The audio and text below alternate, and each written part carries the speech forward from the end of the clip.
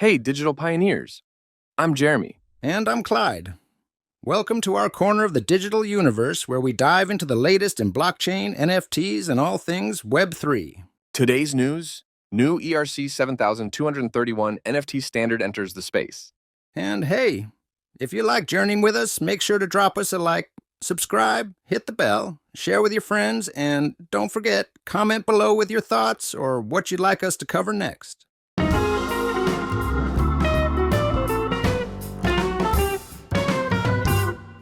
Clyde, have you heard about Carvey and their new ERC-7231 NFT standard? It's all about creating an identity of identities by binding Web 2 and Web 3 into one NFT, making it a big deal for self-sovereignty online. That's quite the leap forward, Jeremy. Ethereum backing Carve's vision with this new standard could change how we manage our digital selves. It's not just about owning digital assets anymore. It's about owning your online history and experiences. Exactly, and Victor Yu from Carvey says this is just the beginning. They initiated this standard last June, and after a few drafts, Ethereum's finally greenlit it. This could revolutionize game distribution and create new business models that benefit developers and users alike. The idea of merging multiple identities into a single NFT sounds fascinating. It offers a new level of authentication, social overlap, and even commercial opportunities for users. Plus, this standard could make it easier for folks to jump between Web 2 and Web 3 platforms. You're stoked about the potential here, especially in blockchain gaming. They're aiming to create a data-to-earn system where players can control and monetize their own data. And with Carvey ID integrating with the standard, they're already seeing big numbers, like nearly 500,000 daily active users.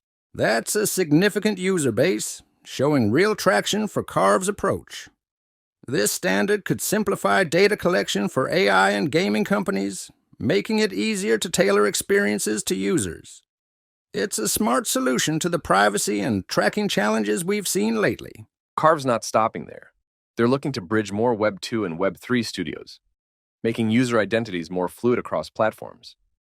Use even inviting other identity solutions to adopt ERC-7231 and kickstart a new era of identity-aggregated NFTs.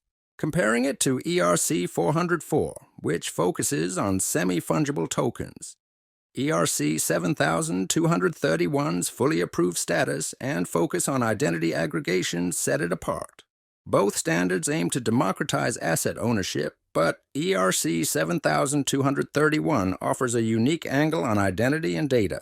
Yu's vision goes beyond gaming, imagining AI-driven healthcare breakthroughs powered by user data. It's about rewarding users for the value their data creates. And with the new divisible NFT standard, DN404 coming into play, we're seeing more innovation in how digital assets and identities are managed. It's an exciting time in the digital world, Jeremy. Carve's work with ERC-7231 could very well pave the way for a future where our digital identities are as tangible and valuable as our physical ones.